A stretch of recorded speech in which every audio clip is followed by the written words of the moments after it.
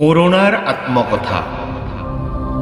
সুমেৰুৰ পৰা কুমেৰুলৈ মোৰ মহা অভিযান, লক্ষ্য মাথো মোৰ বিশ্বজুৰি কাঢ়ি লোৱা মহামানৱৰ প্ৰাণ। মোৰ দৃষ্টিত ৰজা প্ৰজা জাতিভেদ উচ্চ নীচ সকলো সমান। ভেদাভেদৰ বিচাৰ নকৰোঁ মই, মোৰ বাবে নাই কোনো সৰু বৰ। মই এটি বিষাক্ত বীজাণু, মানৱ জীৱৰ দেহত সোমাই আক্ৰান্ত কৰাই মোৰ ধৰ্ম। জীৱ শ্ৰেষ্ঠ বুলি কৰা অহংকাৰীবোৰৰ দৰ্পচূৰ্ণ কৰাই মোৰ একান্ত কৰ্ম। মই এটি ঈশ্বৰ প্ৰেৰিত মহাকাল, মানৱ সমাজত মহামাৰীৰ ৰূপ লৈ পাতিম নিধন যজ্ঞ।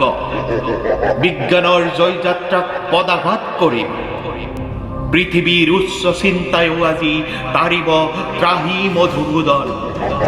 জয় হ'ব অদৃশ্য শক্তিৰ, পৰাজয়ৰ যন্ত্ৰণাত ছটফটাব কৰোণাৰণৰ ৰথী মহাৰথী। দিগ্ভ্ৰান্ত হ'ব শত সহস্ৰ ৰণুৱা, মোৰ ত্ৰাসতে আজি সমগ্ৰ বিশ্বজাতি হ'ব গৃহবন্দী। অনাহাৰে অনিদ্ৰায় কটাব ৰজনী। হে গৰ্বী মানৱ জাতি, তেতিয়ালৈ মোৰ গতি থাকিব অব্যাহতি। তোমালোকৰ নিশ্চিত পতনেই হ'ব মোৰ চিৰশান্তি।